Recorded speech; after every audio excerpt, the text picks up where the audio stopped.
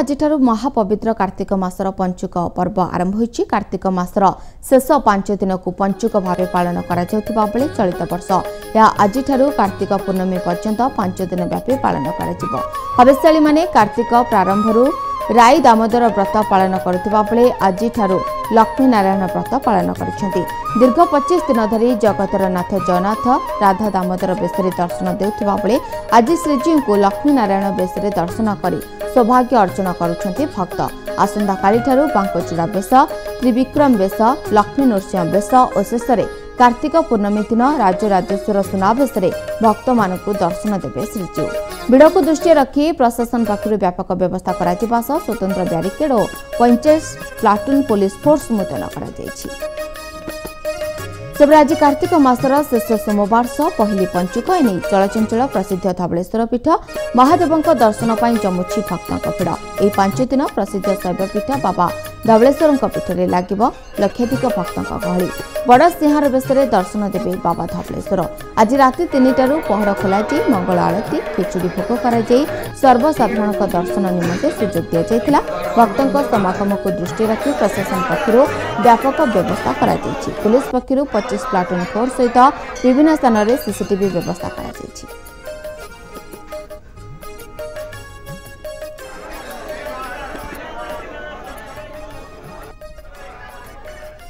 आज आरंभ होइछि पंचुकर प्रथम दिन। भोरु घरे घरे महिला माने चौरारे मुरुज पकाइछन्ति।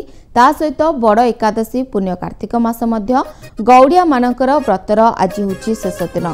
सेमाने मंदिर रे भजन कीर्तन करबा सह महाप्रभुଙ୍କ दामोदर बेश दर्शन करी कृपा लाभ करथिले। सेपरि वयस्क महिला माने आज बड़ एकादशी रे पूजा अर्चना सारिबा परे पानी ग्रहण करबा पई भिड़ देखबाक मिलिछि।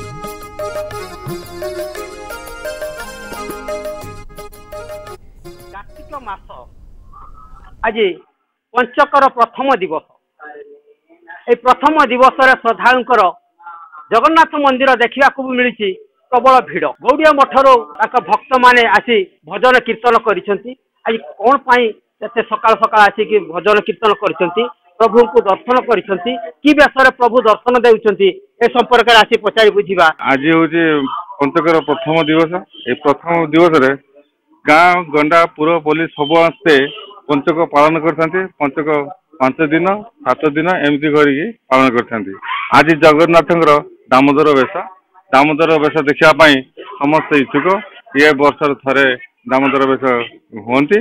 तेणु पंचक जे कार्तिक मासर सबुठारु श्रेष्ठ।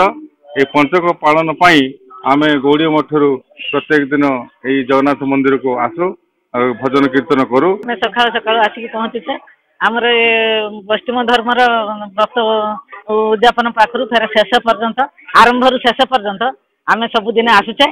सबुदिन आम व्रतटा पालन करचे सुष्ठ भाव। जगन्नाथ मंदिर दर्शन करचे, राधाकेश्वर मंदिर दर्शन करचे। महापंचकर आम आसिक एठार आम दर्शन करके आम ठाकुर को समस्त आम खुशी पाई आम एठाक आसुचे। आम आसीचु प्रथम पाखु दशहरा पाखु मंदिर को, किंतु आज है पंचकर फास्ट दिन। से आम भगवान सबुदिन सकाल दर्शन करूँ, किंतु आज ठारू पंचक आरंभ।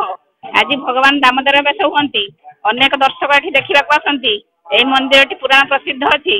जगन्नाथ महाप्रभु ये रही पुराण रजागढ़ भी अच्छी। विधि अनुसार से आज आसती पूजा अर्चना करेंगे। बड़ एकादशी व्रत पालन करेंगे।